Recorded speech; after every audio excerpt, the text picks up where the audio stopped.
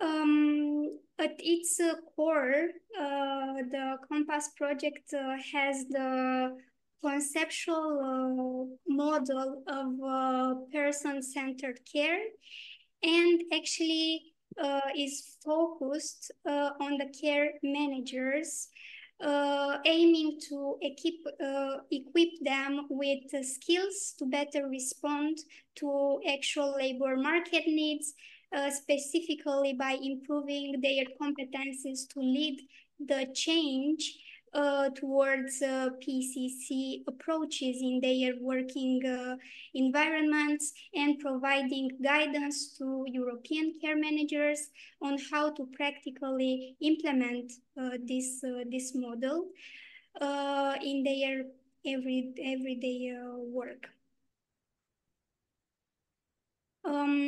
About the partnership, the Compass project is implemented through the collaboration of 7 organizations from 6 European countries. It's about Cyprus, Italy, Ireland, Portugal, Romania, and Spain.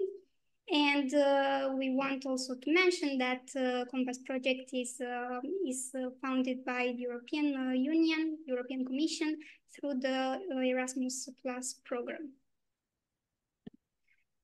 About our objectives within this project, the first objective is to provide European care managers with skills to lead the change towards the adoption of the person-centered care approaches in their working contexts.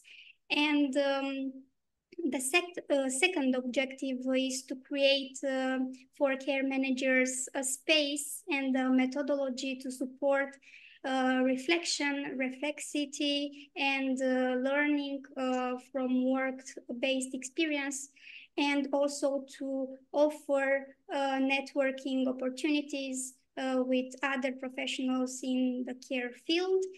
And the third objective is to build a European community of practices of care managers and care workers on this PCC model for older person, with the goal to share experiences and skills, and to build a common language and support the consolidation of a new professional vision on humanistic care.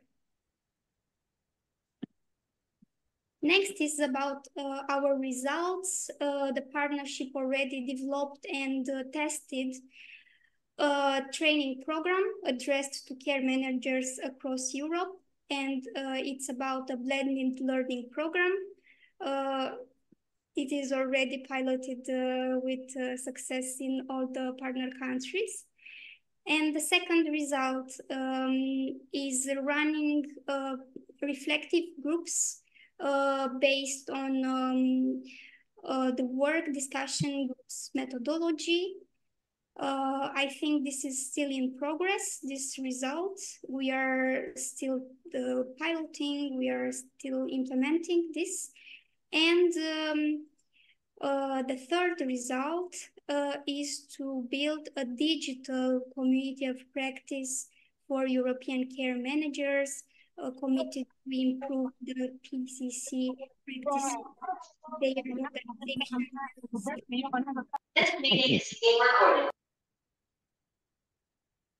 Something about the community of practice. Actually, what we want to say from the beginning is that a community of practice is a group of people who share a common concern, a set of problems, and together they will fulfill both the individual and group goals.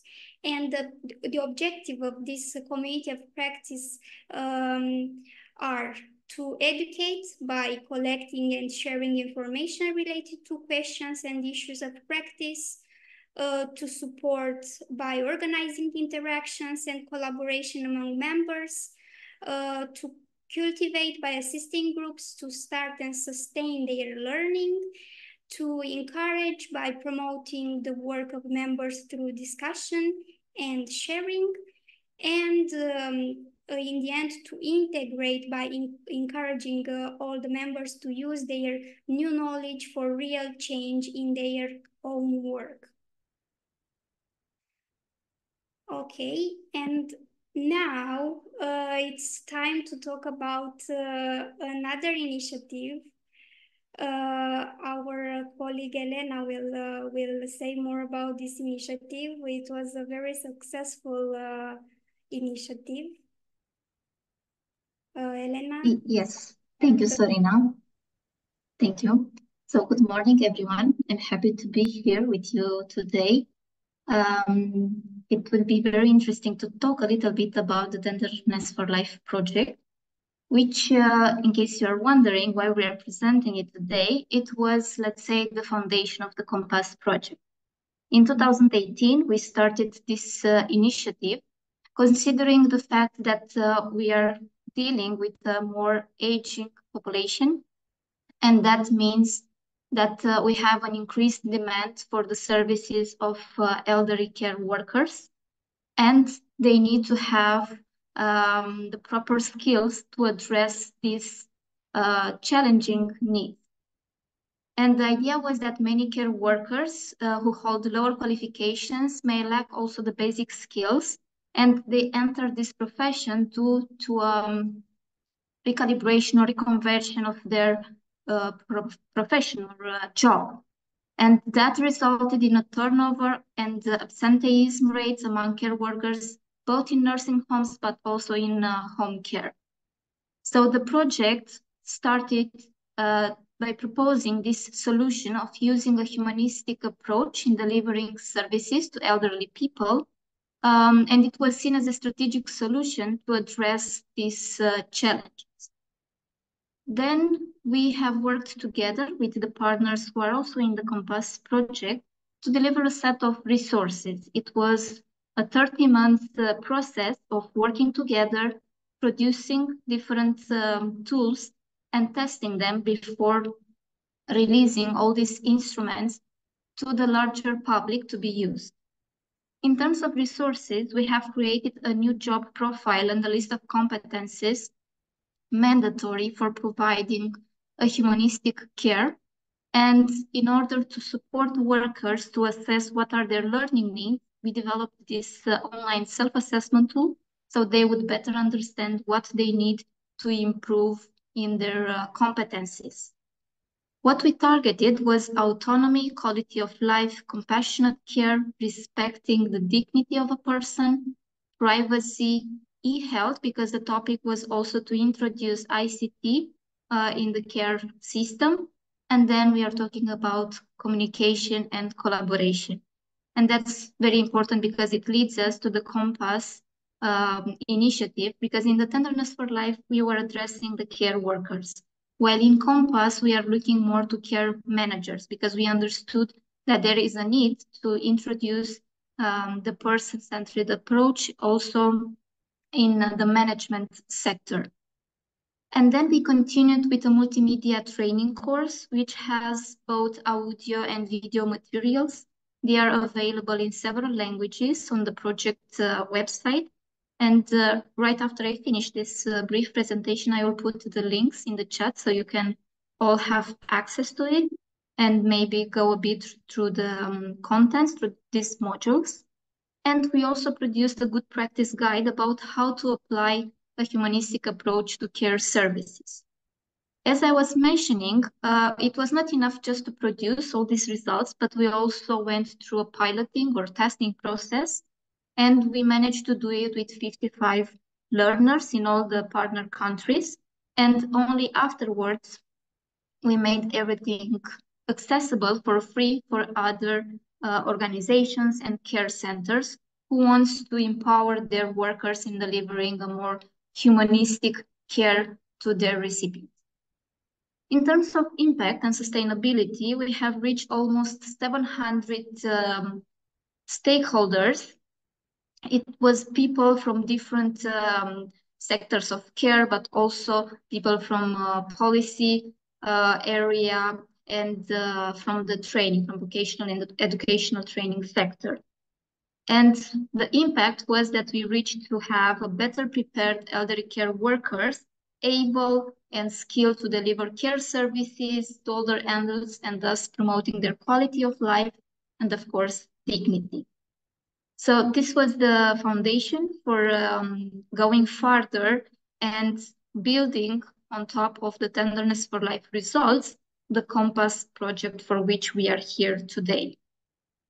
If you have any questions, please put them in the chat. I will be happy to answer. And so our colleagues who have been involved in the Tenderness for Life project. And meanwhile, I will put the links so you can go there and see more in detail what we have prepared.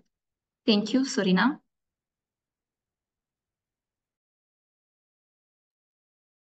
Okay, thank you, Elena. So please don't hesitate if you have questions to let them in the chat box.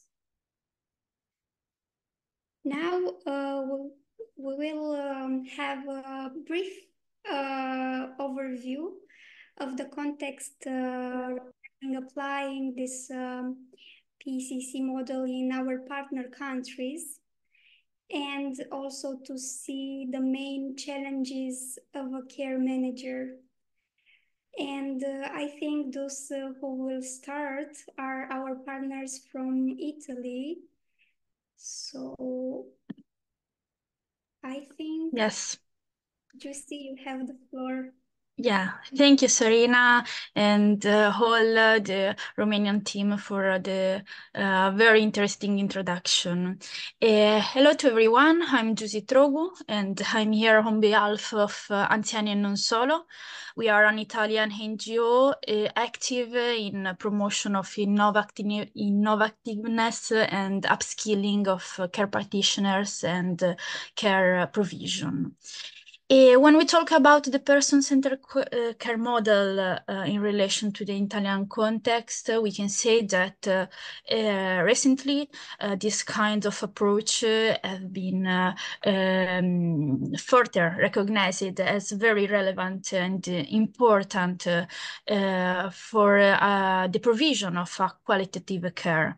However, we can say that there is a lack of national guidelines and standards in order to implement this kind of approach in a consistent way. So that often it's up to the specific care managers and care organizations how to organize and encourage among their staff the convey and the implementation of a care centered in the person, not only to the care recipient, but also to their networks. In fact, a lot of efforts have been made to involve the family members and the informal caregivers, both in the care plan development, as well as in the different steps of the care provision. However, even if we have a national and central health system, the responsibility of the management and the provision of healthcare is under the responsibility of the specific regions. So that, considering that in Italy we have 20 regions, the landscape is very heterogeneous and there is a lack of consistency throughout the whole Italian context. But the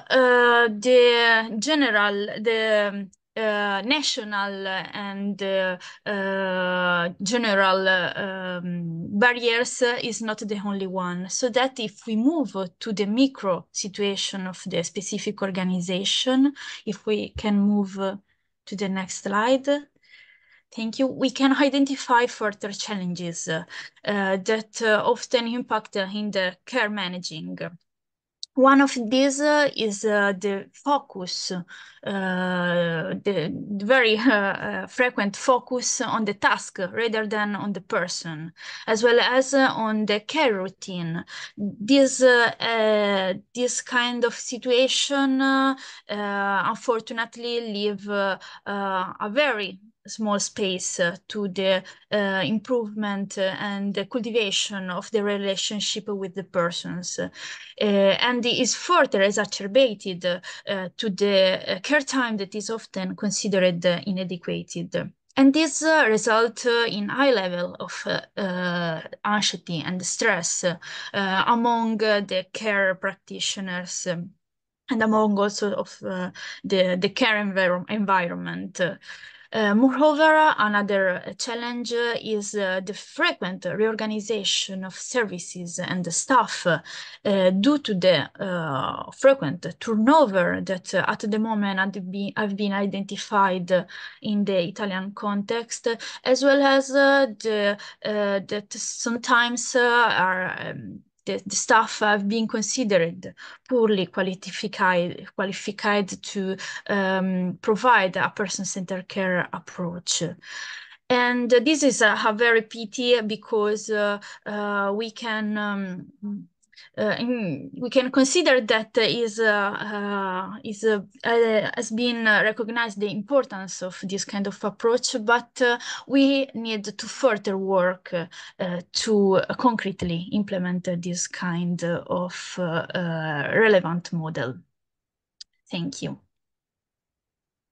Okay, thank you very much, Giussi. Yes, very good insight from Italy. Now it's time to go to Cyprus, I think. So let's see our partners from Cyprus about your national context in applying this model. How is it there? Good morning, dear partners. Good morning, dear attendees. I'm very glad for this present event, which give us the interact between us, and by giving some information about care services in our country. I'm talking on behalf of Cyprus Compass team. It's true that in Cyprus, the application of PCC model in care services varies across different levels of healthcare provision. While the concept of PCC is encouraged during undergraduate and postgraduate education programs, there are notable barriers to its implementation at the national, local and organization levels, as you can see in this slide. The most common that it's worth to mention is understaffing.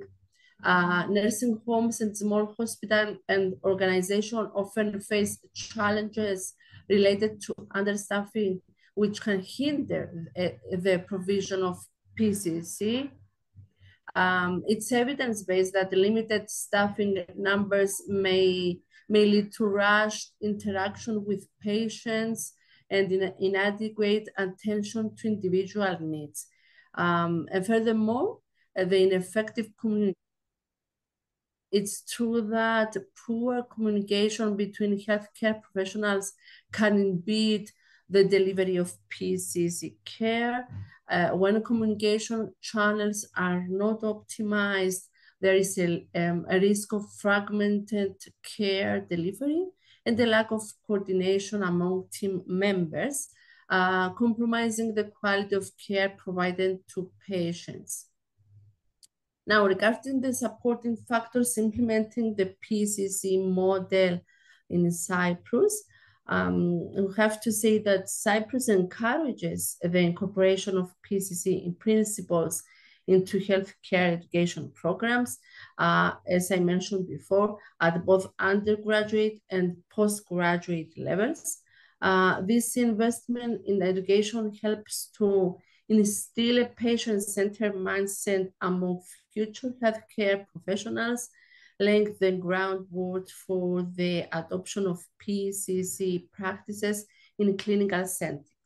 Generally, the government promotes a patient-centered approach at all levels of healthcare delivery, and specifically, the Cyprus Ministry of Health has taken steps to support the PCC implementation, particularly through the inclusion of healthcare strategies for special populations in national committees by recommending specific models for various healthcare contexts, such as nursing care for people with cancer and palliative care. Let's see the next slide, please. Thank you. In Cyprus, care managers face various challenges depending on their workplace environment, which significantly impacts the implementation of the PCC model. Most important are shown in the present slides. Competition between sectors. Managers in both private and public hospitals content or other hospice or other places, content which intense competition to improve patients or clients satisfaction and gain a competitive edge. For this reason, managers strive to implement the PCC model effectively. Another one, and good issues is population demographics. Managers recognize the importance of tailoring PCC to specific populations, such as long-term residents or individuals with conditions like cancer, older adults, or mobility issues where PCC is particularly vital. Relatives' expectations, we can see in everyday practice. Care managers, especially in nursing homes, grapple with meeting the unique demands and expectations of residents' relatives, who often have specific requirements for their loved ones' care. Except of the above, workload and staffing shortage is very important, and high workload and understaffing limit the provision of comprehensive care, forcing managers to prioritize basic care procedures over implementing PCC principles. Another important point that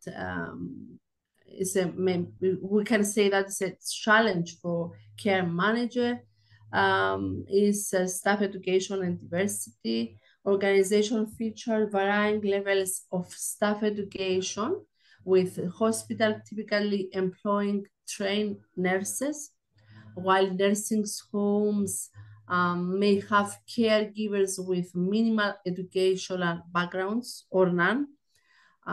This diversity affects the implementation of and understanding of PCC principle.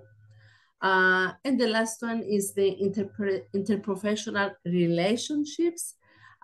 Ineffective communication among multidisciplinary teams influence PCC implementation. This poor collaboration and respect between different care professionals can result in missed care opportunities, with conflicts and non-compliance with PCC standards. Thank you very much for your patience. Thank you. Thank you very much. Oh, it was very insightful overview, actually very comprehensive. Yes. Now, actually, we can move on to the next, our partner country, which is Ireland. So let's see how is the context there and the challenges for a care manager. Hi, My name's Joe Hemmington. I'm from the Readale Partnership in Ireland. We're a social enterprise program that supports inclusion and learning. Okay, so in Ireland, the person-centered practice framework, it continues to shape care and healthcare practices throughout the country.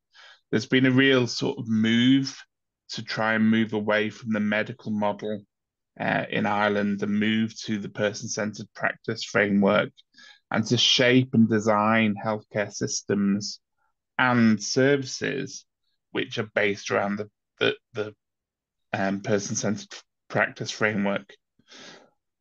The strengths of that and the reasons for that doing it is because they wanted to move to having a more individual focus using the sort of social model of illness and disability rather than just the medicalized model. So looking at the whole person and people as individuals rather than just looking at the symptoms that somebody shows and displays on a day-to-day basis.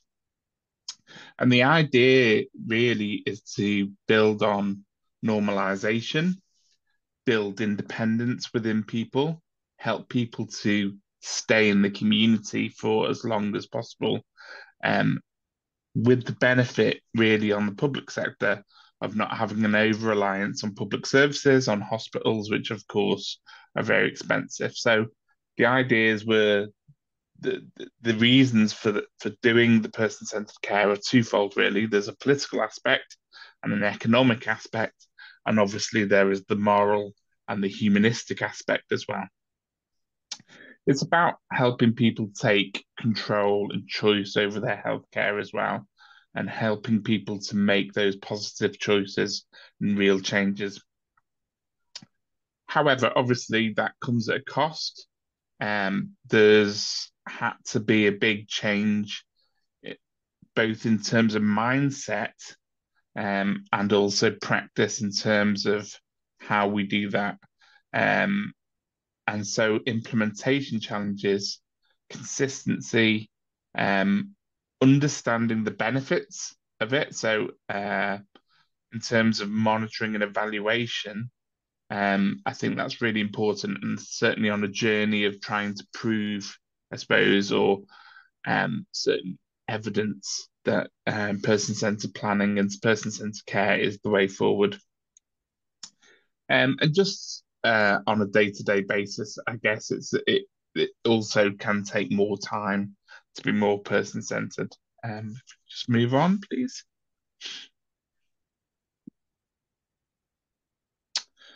So, as I said before, there's a few challenges for the care managers. Obviously, the healthcare system everywhere, but certainly in Ireland is marketed now. So certainly in terms of time and also monetary resources, things are very limited and very tight in terms of budgets. And person-centered care can often be overlooked because of that.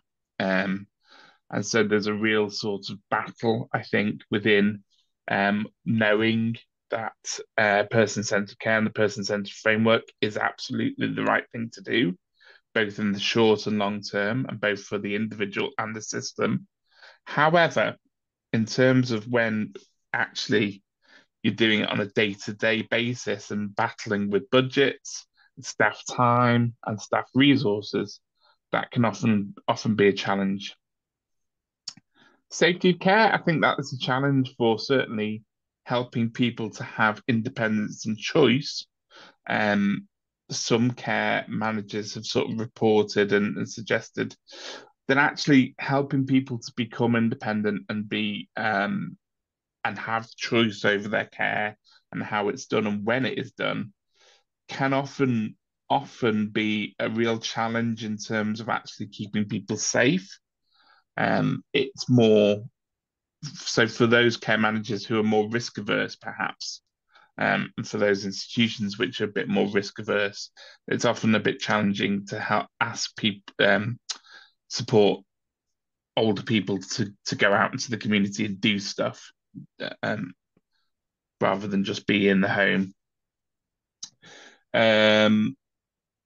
Again, and this is sort of more on the sort of learning disability and mental health front, can be quite hard and challenging to actually engage patients in their decision making in relation to their care as well.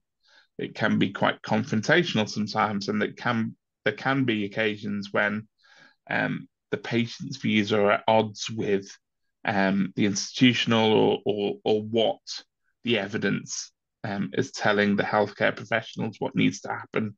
So that can be a challenge as well. Financial compensation, again, we've talked about the budgetary limitations and the difficulties that can be.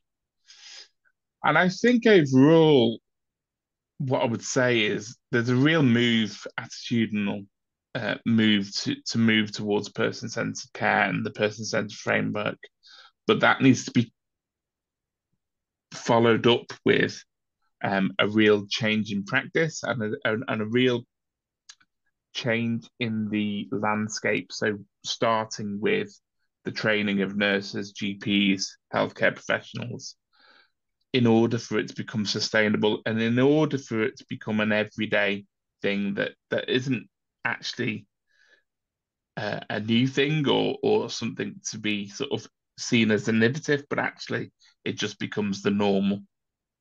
So yeah, that's it. Thank you.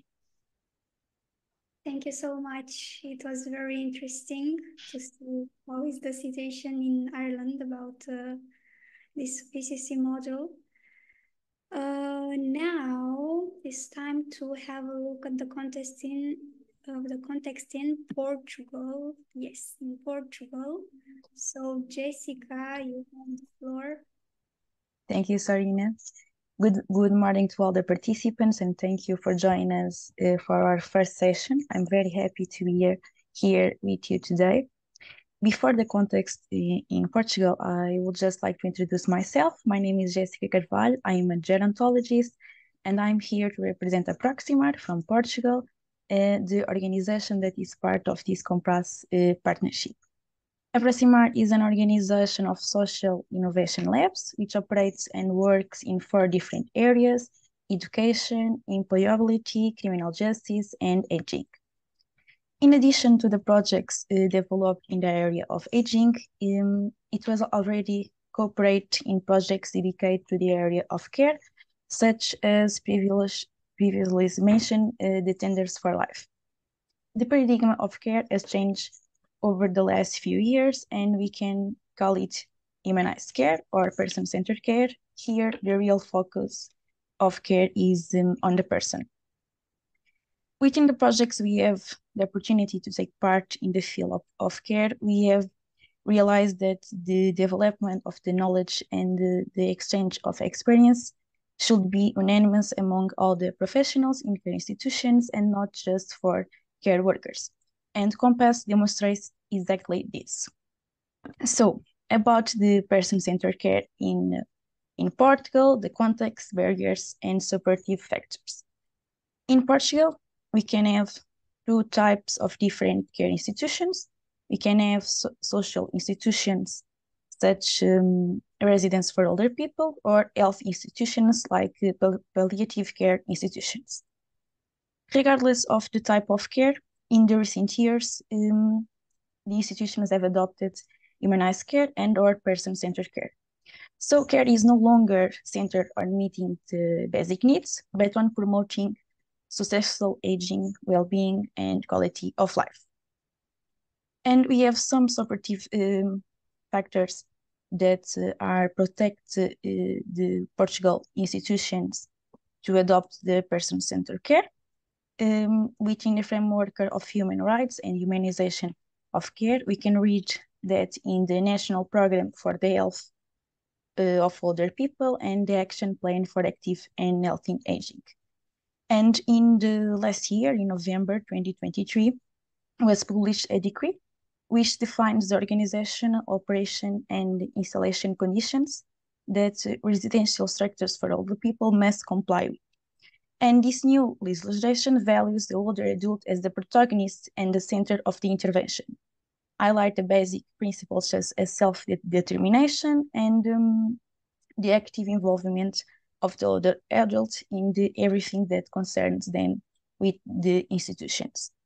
And with this decree, we can understand that the new challenge of care provision have been addressed by politicians and protect care recipients by prioritizing them instead of just guaranteeing the basic service. But in this adoption of the person-centered care in Portugal, we have a lot of challenges. We have the old structures and management models that difficult the adoption of the person-centered care. The professions of care workers is not ambitious, the salary is low, so there is no requirement for provisional training in the care field. So these workers or this provision of care brings physical and emotional overloads from the professionals. And we have another problem in the care institutions because the teams in Portugal are very small in relation to the number of the clients. So we have the lack of information and training, the physical and psychological overload associated with providing care, and the lack of knowledge. And I think that's it. Can you change the slide? So we have many challenges that the care workers, the care managers have in their jobs. We have to manage human resource and their users. So in addition to managing the care of care recipients, they also have to manage the team, the schedules, the conflicts, and the new demands of care. In our last session in Portugal, afterwards this discussion group, we have one participant that cites the care recipients cannot adapt to the institutions. The institutions need to adapt to the care recipients. And we have a high turnover and absenteeism rate because we have low salaries in these care institutions. We have small teams. We have work overload because we have small teams, and we have low people to do all the work in the care. And these professionals have many difficulties to managing personal and professional life. So the care institutions are open all week, so which means that they have to rotate their working hours. So they have rotative schedules, they have shorter teams, they are overload, and they have emotional and physical overload as well. And with the difficulty with managing the personal and the professional life, we have high levels of turnover and absenteeism. These institutions have the technical staff, that they are degrees or masters in social or health area, but the care workers have not training in providing care, which can compromise the adoption of the person-centered care, as the professionals don't understand the need for this change, and the care managers have a lot of difficulty to management these barriers to change. I would just like to point out that the care managers in Portugal are doing a remarkable job, besides the low resource that they have, of changing the paradigm of care and responding to the new needs of care and this challenge. That's it. Okay, thank you very much, Jessica. It was again very insightful, and I guess we identified a lot of common barriers and challenges in our partner countries. And now let's move on to Romania. And hello. Hello. Hello, my name is Rodica Căciulă. I'm representing Habilitas Association, Center for Resources and Professional Training. I have to speak louder, maybe? It's okay. It's okay. Our association is putting into practice projects for older people, for professionals working in this field of older people. Also, we have participated at the elaboration of a strategy and action plan for dementia in Romania, especially with focus on Alzheimer dementia. We have spoken here, we have presented, because in Romania we need strategies, we need laws, especially in this field of for the older people.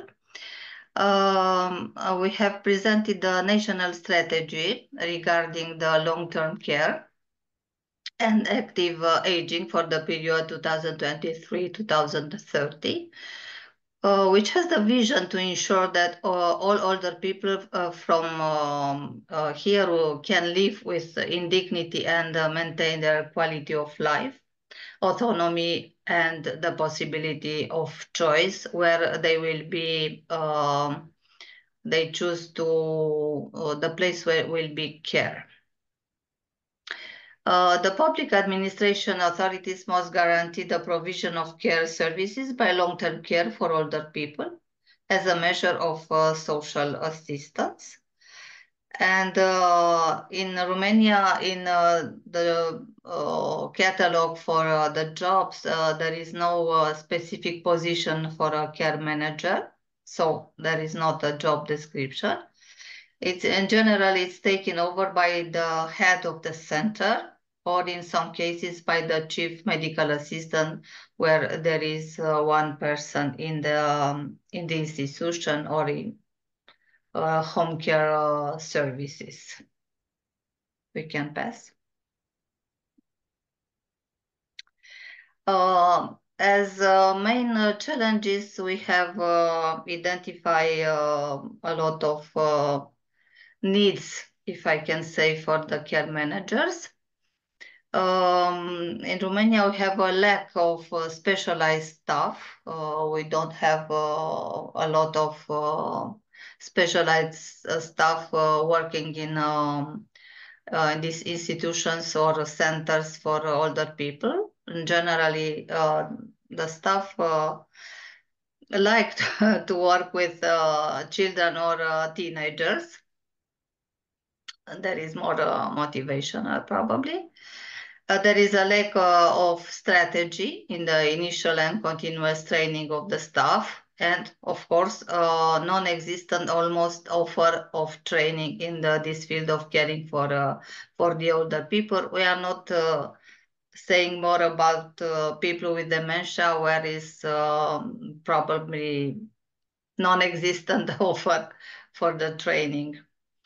Also, there is a difficulty of putting personal care into practice, because we in these institutions we don't have a rearranged, if I can say, the kitchen, for example, to make a cake or a tea or a coffee for all the people.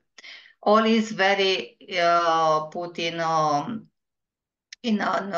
institutional form, if I can say, and some infirmier or care personnel is taking care of this.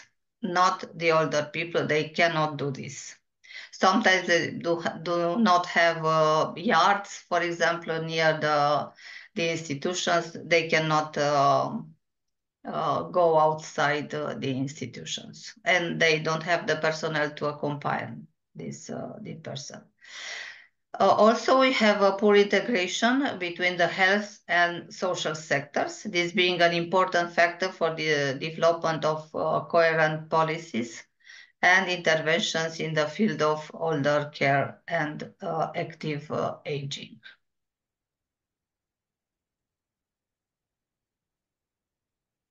Okay, thank you for your intervention. Thank you. Very interesting. And now is the last but not the least, I think, Spain So, Claudia, I think.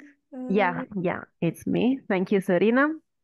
So good morning, everyone. I'm Claudia Erco, and I'm representing Interest Foundation, the Spanish partner of the Compass project. Interest is a foundation based in Castilla and Leon region in the north of Spain, and we dedicate ourselves to support people with mental health issues as well as elderly with cognitive impairment in the recovery process. So I'm going to talk about the situation in Spain, about the implementation of the PCC model. So let's say firstly that well, according to some data, by 2015, people over 65 years old will be more than the 30% of the Spanish population. So this has led normally to a significant growth in the elderly care sector. So we can say that the person-centered care model in Spain has been in use for about 10, 15 years, more or less, although not uniformly in all regions of the country. For example, some regions such as Castilla and Leon or also Asturias in the north of Spain are more advanced in the field. In any case, we can say that today, most of the facilities for the elderly incorporate in their strategies at least some aspects of this approach. I would like to mention a very important step. Actually, in February of this year, a law to support the life project of people with disabilities has been approved. And this law established the type of support that must be provided to people with disability, respecting their will and their preferences. And it is a very important step forward the recognition and the regulation of the subject and also of the PCC model. And although it has been developed in the field of disability, it's very good also for other care sector, of course, because it will be extended to other fields, probably, for sure, I would say. It's also important to notice that the person-centered care model is not a single model, we can say. There is a variety of approaches in different regions. For example, here in Castilla and Leon, the implemented model is called care-centered on what is important to the person. And we can say that there are slight differences with the, let's say, traditional personal-centered care model. Somehow, this model implemented in our region is even more focused on individual identity, essence, and values, and what really matters to the person. Generally, we can say that at national level, efforts have been made to implement better and better the model. And for example, a national strategy has been launched last year to improve the residential facilities for the elderly by creating living units that to somehow improve the implementation of a more personalized care. And in addition, there is also the development of programs and services that allow elderly people to continue living in their home the most time as possible. Anyway, despite progresses, it's clear that challenges still remain.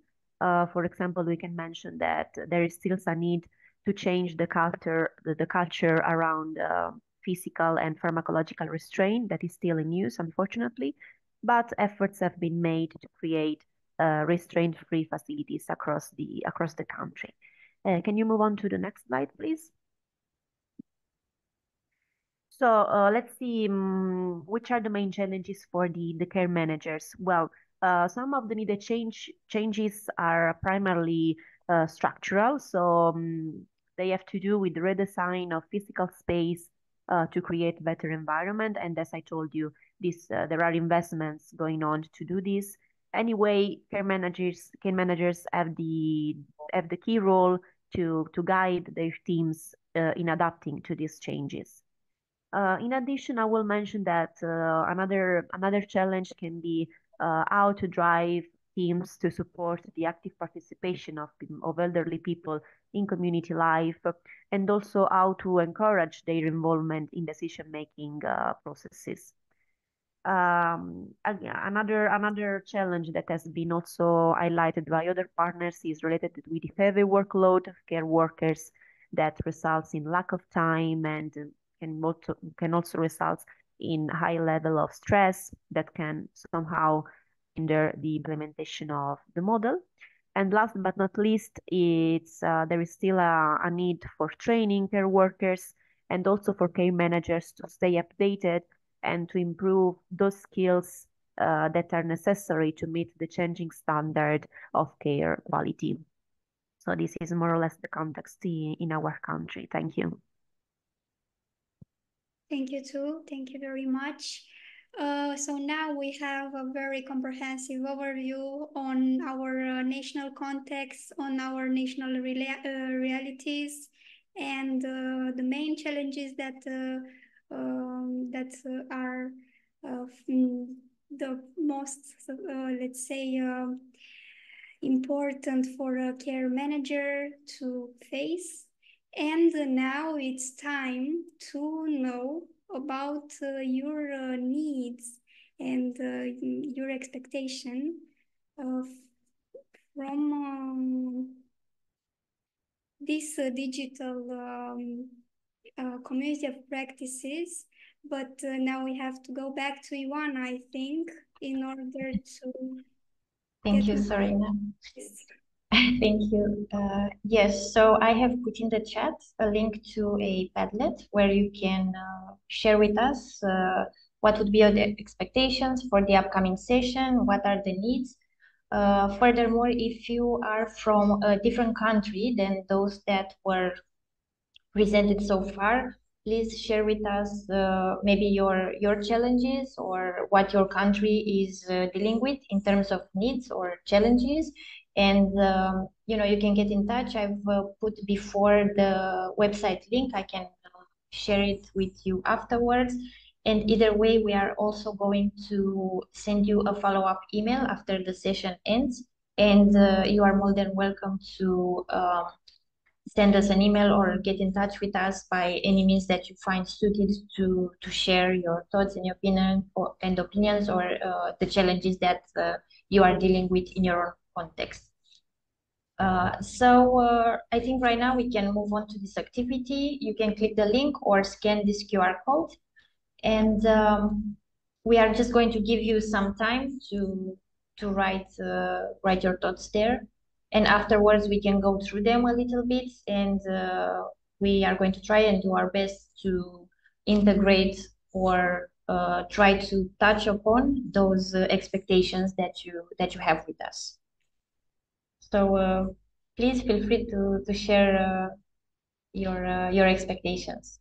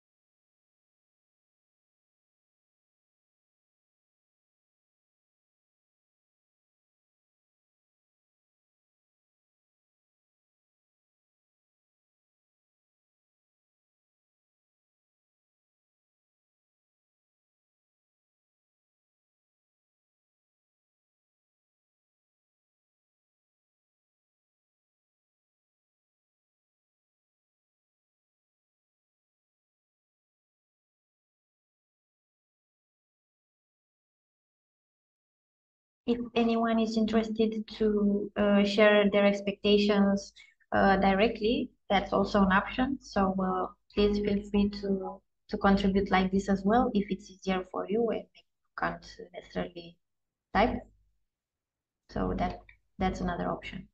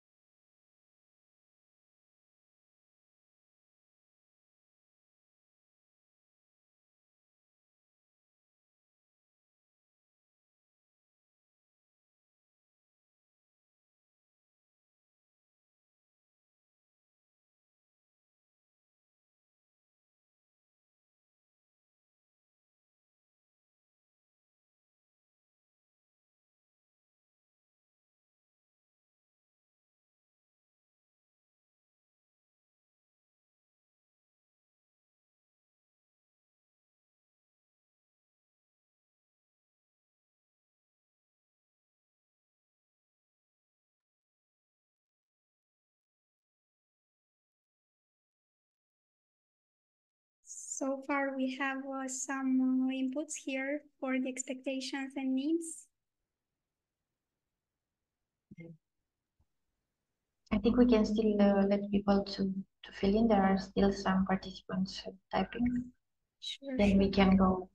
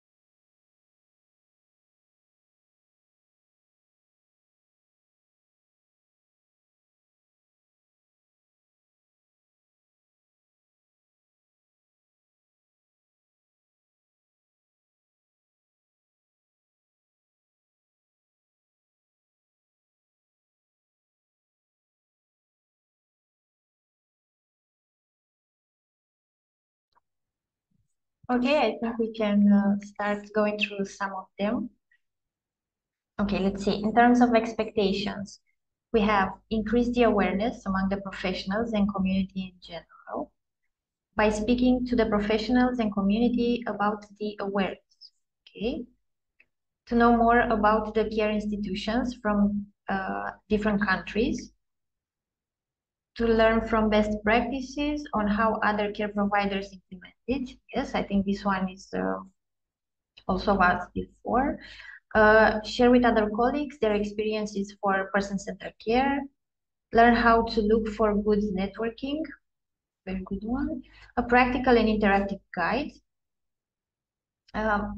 Maybe you can also be a bit more specific. We've seen that, for example, in the needs, you ask for a methodology, but it would be maybe a bit helpful to be a bit more specific, or a guide in terms of what it's person-centered care in generally, or do you have a specific topic maybe in mind? But that, as you'll see later, we might have some solutions for you.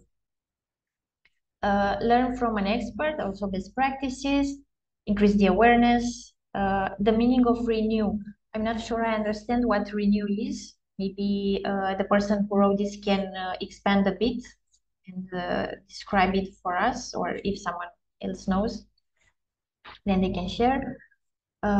Know what others are doing and share their expertise.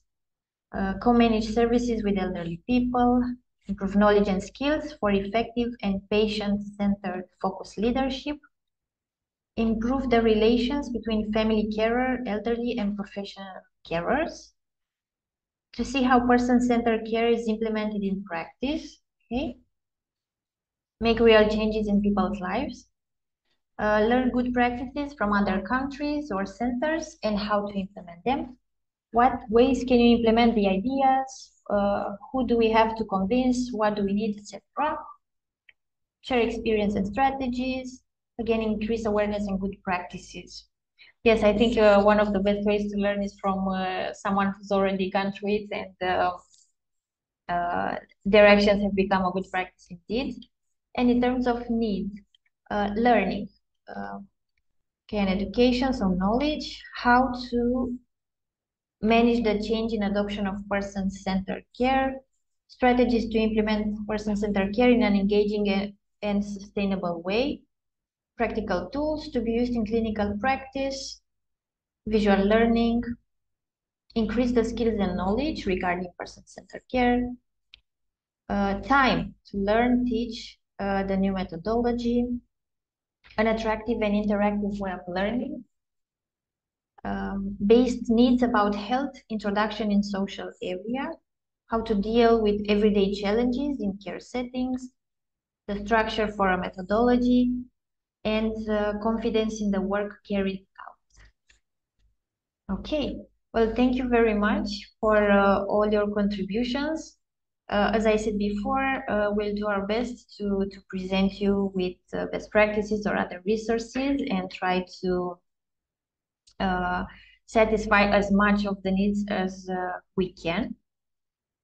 If you still have some other expectations or needs, feel free to get in touch. Like I said before, if you are from one of the partner countries, I think the best idea would be to contact the partners from your own country. Otherwise, you can just get in touch with us or with the project coordinator, and we'll make sure the information gets through to the right person. I think we can move on to the next stage of our discussion. So I'm going to tell you a bit about how these sessions are going to work. Like we have a certain structure, right? So after each session that we conduct live like this, we are trying, and what we aim to do is to move the conversation on the digital side. That's because maybe not everyone who wanted to take part in this meeting was able to. And if you have some discussion ideas, or if you want to develop a conversation with someone, then we are going to use the Compass platform, which is built from three main sections. So to put it, one of them is the forum. Then we have another section which involves resources that are gathered from all the partner countries. And then we are going to have a section that deals with events, upcoming events, the upcoming community of practice session, and also other relevant events in the field from the partner countries that you might be interested in. I am going to leave you a link. I've shared before, but just to make it a bit easier, I'm going to leave a link in the chat.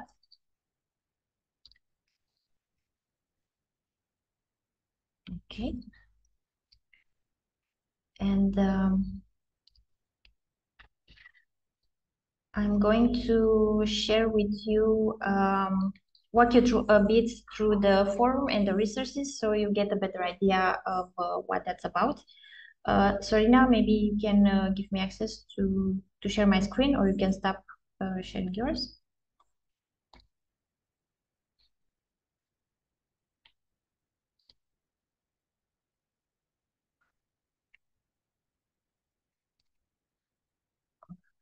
Okay.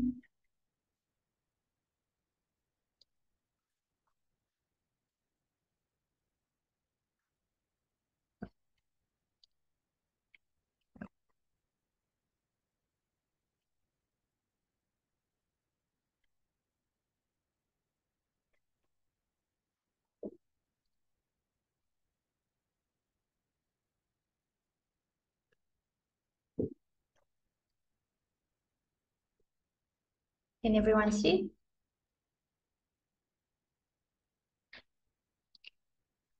Yes. Yes. Yes, Sorina, thank you. Okay. So like I said before, the platform has three main sections.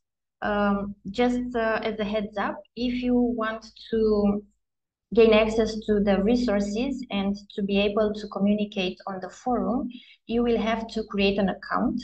It's a very easy to do step.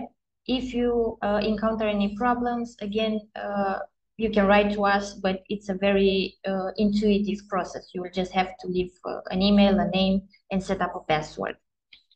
All right. So if you are going to the forum sections, you are going to see here, we've already began some topics. If you want to create your own topic, you are more than welcome to do that.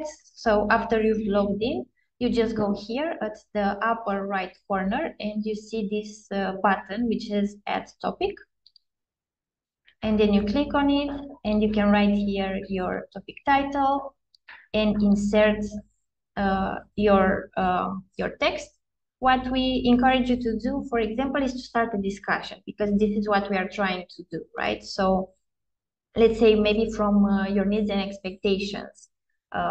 If you want to discuss about a methodology, what would that have? What would be the structure of it? What resources we could include in it, and things like that? You can just write here, let's say, methodology, and then you can add your question, and other participants afterwards can reply and we can start a discussion. Each session that we are going to carry out from now on will have the main points of the agenda as topics in this forum. So you will be able to either ask questions or continue where we left off in case we didn't have enough time to go more in depth into those topics that interest you. So this is the place where we are going to do that. Okay, now in terms of the resource section, this is going to be a very useful one, I think, because what we've done up to this point is encourage the partners to upload their own resources that they found in their countries or at a European or international level. You are going to find them here. The resources can be in article form or text format or video or podcast or anything that you can think of. As you can see here, we have 5 articles up to date. We have some educational resources, 2 good practices, some dissertations, a podcast, anything that you can think of that is relevant to the field of person-centered care. And they're also going to be related to the topics and discussions that we are going to have in the upcoming community of practice sessions. If you are a member, you can submit your own. It's going to be reviewed by one of our team members, and afterwards it will show right here on the platform. At the moment, this is also an ongoing process, so we are going to continually add resources. As you can see, some of them may be in a different language. When you upload the resource, you will have a field. Let me show you. I think, okay, so these are the translation in each of the partners' languages, but you will have a few fields where you can say the language of the resource, what's it about, what type it has, and so on. Okay, and then the last section is going to be about the upcoming events, seminars, and other relevant events that are going to take place in other partner countries. So as you can see here, we have the upcoming 3 sessions, which are going to be moderated by interns by each partner. A bit more about each sessions or the working agenda and more details about the topics we will share with you in a timely manner, so you get enough time to prepare or to be able to register and to take part in this. Sorina, I think if you can share the presentation again.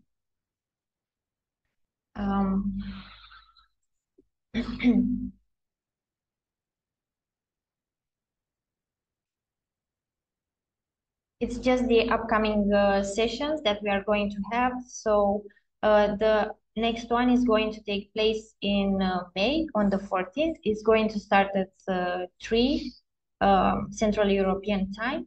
Like I said before, you will receive an email after the session with more information, and we are also going to communicate each upcoming session in good time on the project website, on the project social media channels, and also each partner on their own channels are going to communicate and give you all the necessary details to connect, to register, and the themes and topics that are going to be addressed within that specific session.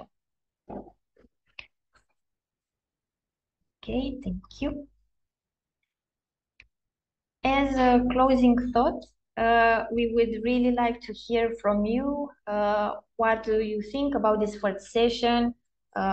You've already shared the expectations and the needs. We are very grateful for those, but please, if you have just a little bit of time, we encourage you to also share with us your thoughts on how this session went. Maybe you have ideas for us to improve. We always want to get better and to be as valuable and as useful as possible for you. So please, if you have 1 or 2 minutes, we invite you to scan this QR code. I will also add the link in the chat.